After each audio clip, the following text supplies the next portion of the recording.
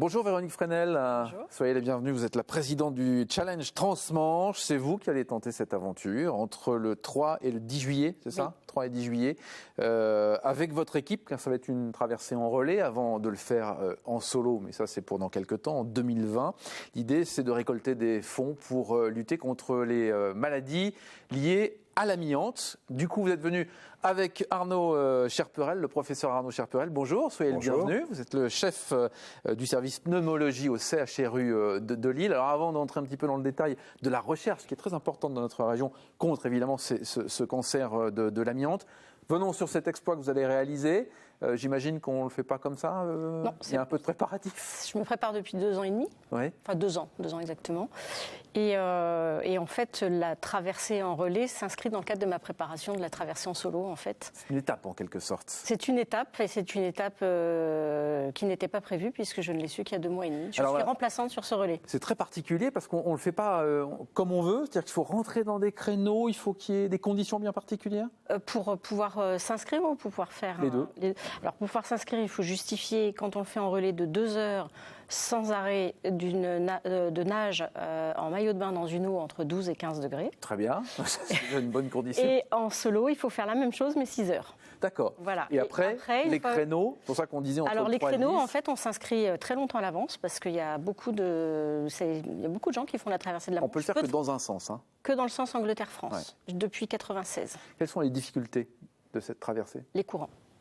C'est les courants, pas les courants, enfin oui, si, les courants qui sont la plus grosse difficulté. La météo, forcément, parce que si pendant qu'on part, la météo devient un peu clémente, ça devient plus compliqué, mais c'est les courants, puisque en fonction de notre vitesse de nage, si le courant vient contre nous et est plus fort que notre vitesse de nage, on va reculer. Vous avez l'impression d'aller aussi tout droit, puis vous repartez à gauche. C'est ça, parce que ce qu'il faut savoir, c'est que le bateau nous montre le cap, mais le bateau, il dérive en même temps que nous, finalement, puisque vous prenez un bateau comme ça qui va avancer à 3 ou 4 km/h, forcément, il dérive un peu, donc ça devient compliqué de... Alors, on voit quelques images des préparatifs. Il faut effectivement beaucoup d'entraînement pour réaliser ça. Il y a un trafic de dingue aussi entre l'Angleterre et la France. Ça, c'est un truc à prendre en compte. Il y a des photos un peu surréalistes de nageurs face à un énorme cargo.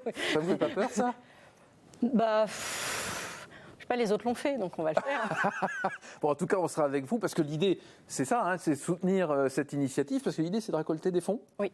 Et de faire connaître le travail du professeur, les maladies liées à l'amiante, et qu'on n'oublie pas les victimes et qu'elles sachent qu'on fait quelque chose pour elles. Alors vous, ce qu'il faut dire, Véronique, c'est que votre papa malheureusement est décédé à cause du cancer de l'amiante. C'est aussi pour ça que vous vous engagez dans cette cause. On décède encore aujourd'hui du cancer de l'amiante. C'est quoi d'ailleurs le cancer de l'amiante? Alors, ce qu'on appelle généralement le cancer de l'amiante, c'est le cancer de l'enveloppe du poumon, ce qu'on appelle le cancer de la plèvre. Le nom médical, c'est le mésothéliome pleural malin. Ouais. Mais il faut savoir qu'il y a d'autres maladies liées à l'amiante, notamment des cancers du poumon et également des maladies, entre guillemets, bénignes, mais qui peuvent être très graves, comme les fibroses pulmonaires.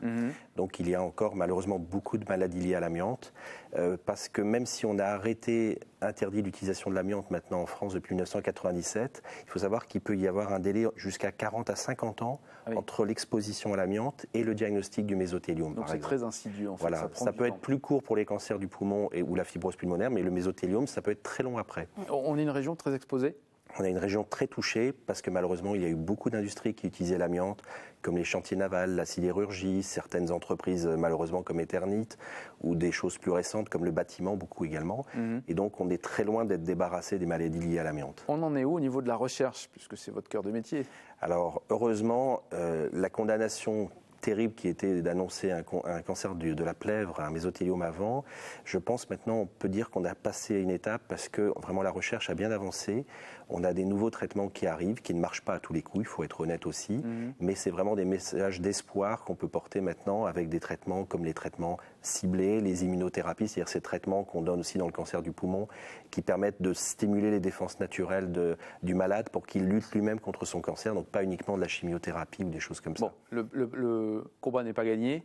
Non, mais il y a vraiment de l'espoir et c'est vraiment un des messages que je remercie Véronique de porter à travers ça. Pourquoi vous avez décidé de soutenir l'action du professeur Cherperel? Parce que vous n'êtes pas de la région, même si vous avez des attaches en région.